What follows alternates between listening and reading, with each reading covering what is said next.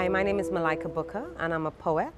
I write poems, I write plays and monologues for the theatre.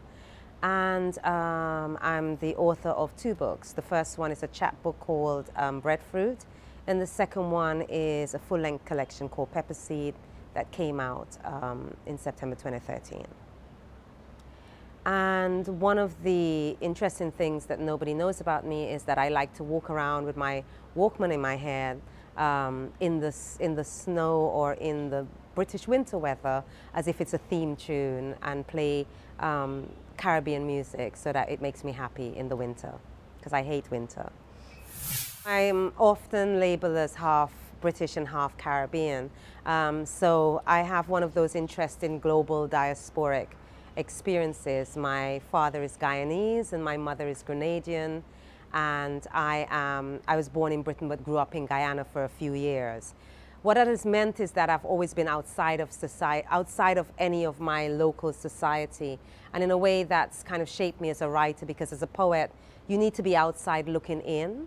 I accept all those labels. I accept the British part of me, I accept the Caribbean, the Guyanese, the Grenadian.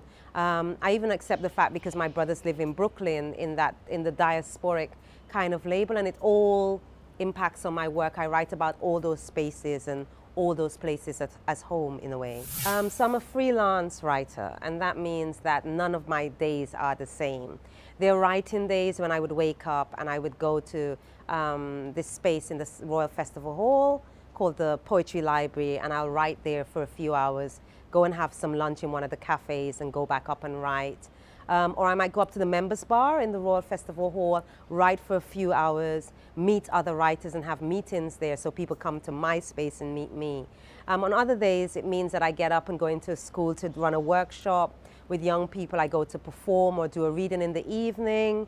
It means I meet up with writers to mentor them. What's exciting is that no 2 days are the same. Sometimes I'm working on a commission, so I'm writing, I'm researching, I'm looking for space to write.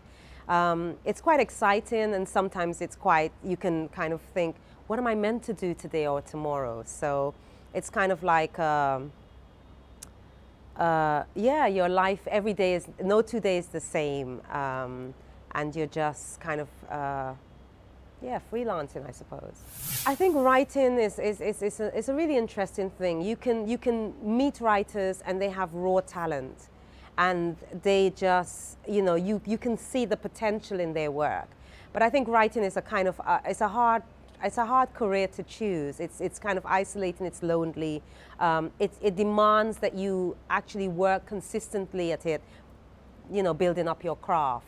Reading, writing, practicing, and the more that you practice, the more that you develop as a writer. So I think writing, you can have the raw talent, but it's nurturing that raw talent. It's actually thinking about it as a craft. It's just like you can see someone who has potential as a painter or a visual artist, but then they have to work at it. They have to kind of practice as much as possible to become better and better. And I think that's the same with writing, you know. And the more you read as well, other writers around, and not just local writers or national writers, but global writers, the more you're able to see the possibilities of what you can do.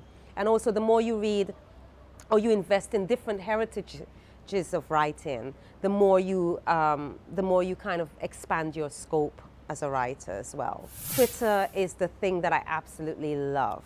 I love Twitter for a variety of reasons. I love it because it's 140 letters, which means it's almost like editing a line of poetry to get it right and concise.